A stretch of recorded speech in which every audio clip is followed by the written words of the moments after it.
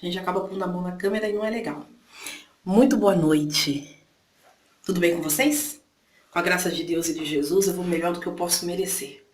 E quando eu digo que eu vou melhor do que eu posso merecer, eu não estou dizendo que eu sou melhor nem mais que ninguém. A vida nos traz tropeços, degraus para subir, dificuldade, mas só que nós vamos aprendendo a superar e agradecer. Essas são as duas coisas que eu aprendi dentro da doutrina espírita. Superação e agradecimento. Então, aproveitando que eu acabei de chegar de uma palestra, por isso que eu tô assim toda bonita, toda chiquetosa, mas em geral vocês não vão me ver assim não. Por sinal, não gosto nem de batom, quanto mais de maquiagem, isso, aquilo, aquele outro. Mas, voltando ao nosso assunto, aproveitando que eu acabei de chegar da palestra, eu resolvi gravar um vlog hoje sobre fé. O que me chamou muita atenção foi que ao sair da palestra, né, eu fui interpelada por uma senhora com uma jovem ao lado, e aí, no meio da conversa, ela diz assim, olha, ela está pensando em desistir do curso, porque as coisas acontecem, né, são muitas coisas, muita dificuldade, muita aspereza. E eu disse para ela assim, não desiste não. Porque nós também, que professamos a doutrina espírita, somos expositores, diretores, médiums, enfim, que estamos a serviço dentro da doutrina espírita, nós também passamos por diversas dificuldades. São muitas as vezes que antes de eu chegar na tribuna para falar para aquele público sobre Jesus, sobre fé, sobre esperança, eu já chorei. Eu tive muitas coisas para resolver. Eu tive mil e umas dificuldades, como qualquer outra pessoa. Nós estamos no planeta de expiação e prova, ou seja, nós estamos aqui para aprender. E dentro da aprendizagem é necessário nós sentirmos ainda o burel. Ou seja, o vaso, quando ele entra no forno quente, ele necessita daquele calor para se modelar. Senão ele não vira um vaso. E nós necessitamos ainda dessas dificuldades para aprender a ir superando, a crescer espiritualmente. O nosso espírito vai se tornando mais dócil. O nosso espírito vai se tornando mais compreensivo diante da vida quando nós aprendemos a entender o processo da vida.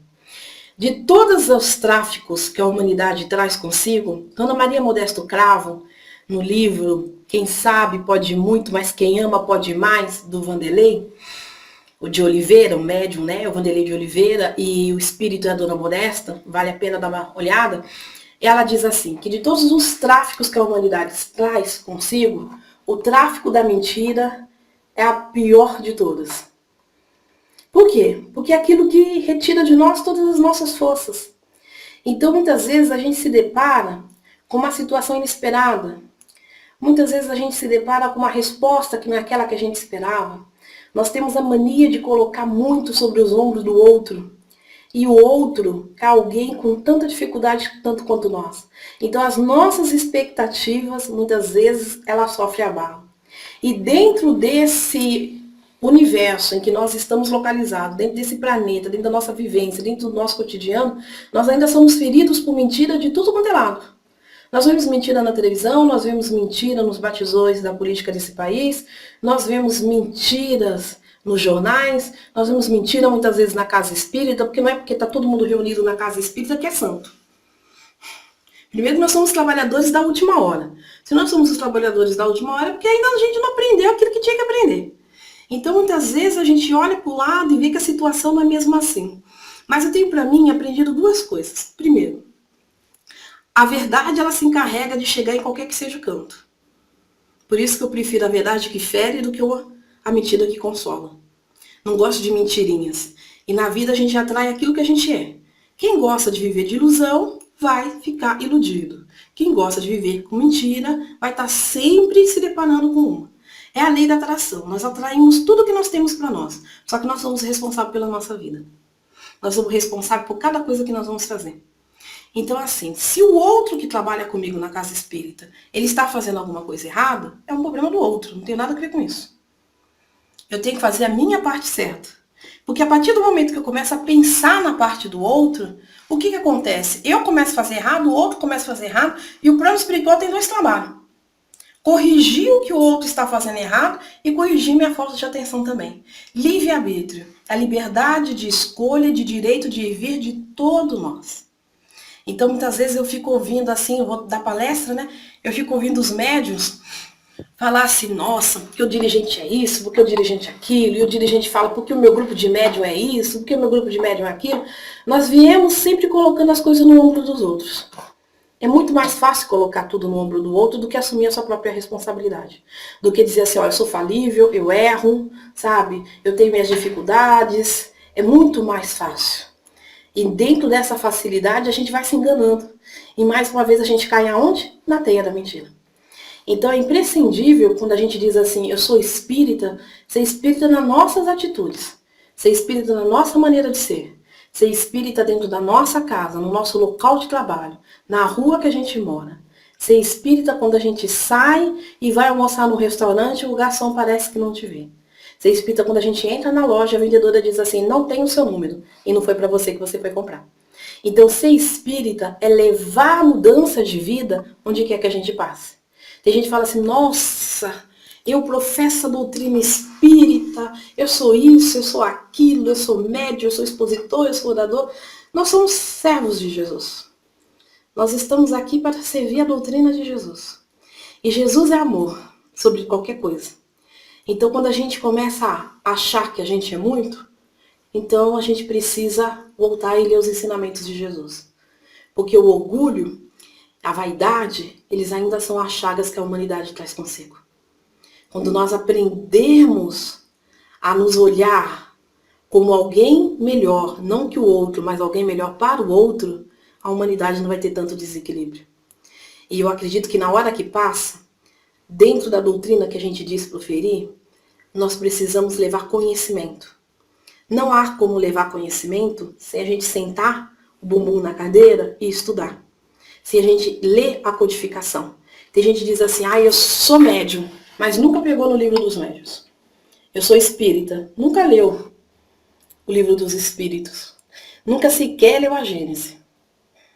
Entre o céu e a terra, desculpa, o céu e o inferno, né? Nem pensar. Então, assim, nós temos que nos rever enquanto espíritas. E um passo para isso é a codificação. Depois disso, os livros de Chico Xavier, que são imprescindíveis. Aí tem gente que diz assim, Tânia, eu não leio porque eu não entendo. Então é necessário a gente fazer uso do dicionário. Lê, não entendeu? Volta e lê de novo. Mas vamos aproveitar esse momento para nos instruir. Porque Jesus ele foi claro quando ele disse assim, ó, amai-vos uns aos outros como eu vos amei. Mas amai-vos e instruí-vos. Porque a instrução liberta. Quando nós não temos instrução, a gente compra aquilo que o outro diz. E tem muito espírita que vive daquilo que o outro diz. Porque fulano disse que isso ocorreu. Porque ciclano disse que leu em tal lugar. Mas a gente precisa ir lá verificar para ver se isso é verdade. E isso ocorre quando a gente se dispõe a estudar a doutrina. Quando a gente se dispõe a ser um trabalhador sério. Que leva aquilo que a gente faz sério. Casa espírita não é lugar para milindre e muito menos para maledicência. Tem gente que se acha coitado dentro da casa espírita.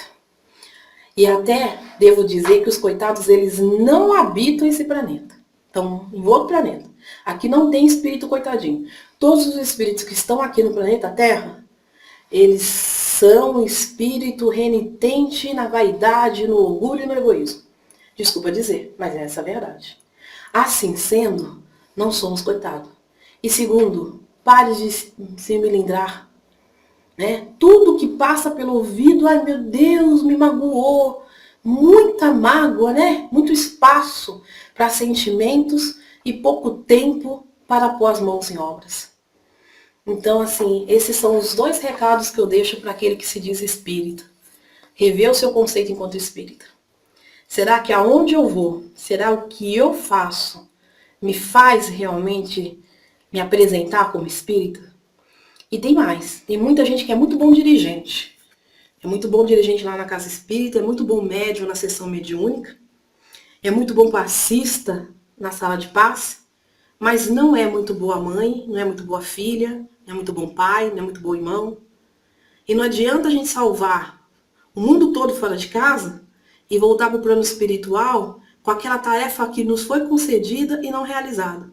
A nossa casa, a nossa família. Chico Xavier ele sempre nos deu os exemplos de que a caridade começa em casa. Ele nos ensinou isso. que a caridade começa na família. Foi por isso que Chico Xavier cuidou de todos os seus irmãos, dos sobrinhos, dos filhos do sobrinho, e assim ele foi até que a família pudesse andar por si só. E quando a família achou que não dava mais para viver com o Chico Xavier, simplesmente disse para ele assim, olha, não dá mais para viver com você, com esse telefone tocando o tempo todo, com as pessoas na porta aqui o tempo todo, então você vai ter que tomar uma decisão. É aonde Chico Xavier sai de Pedro Leopoldo e vai morar em Uberaba.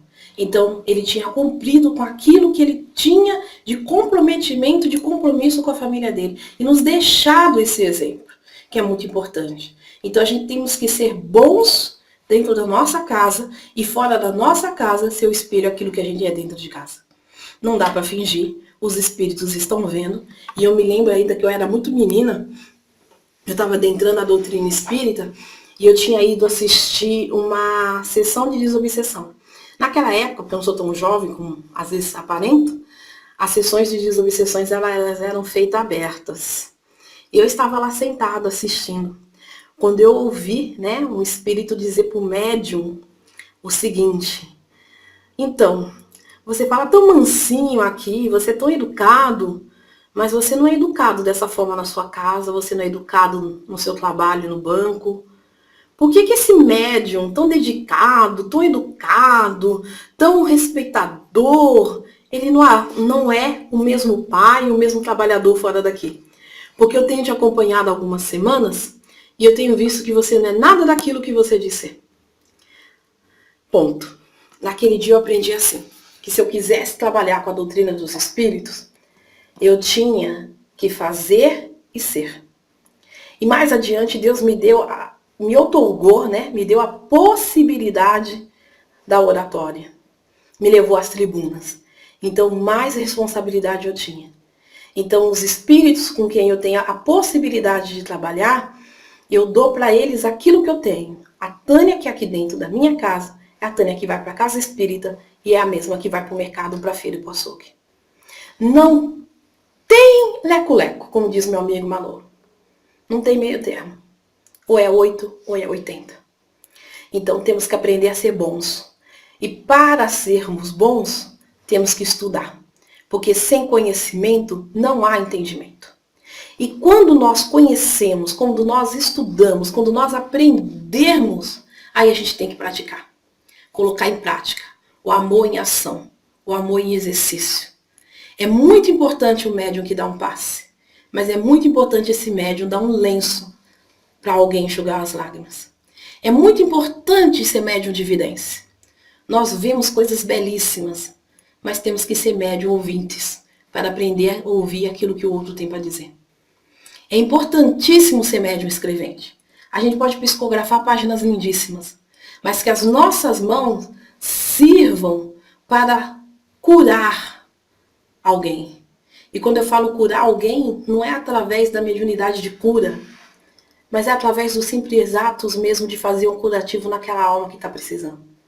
Que o evangelho não seja apenas belas palavras, para na tribuna a gente falar com entusiasmo, mas que seja o reflexo daquilo que a gente vive. Um beijo muito carinhoso, fiquem com Deus e até a próxima.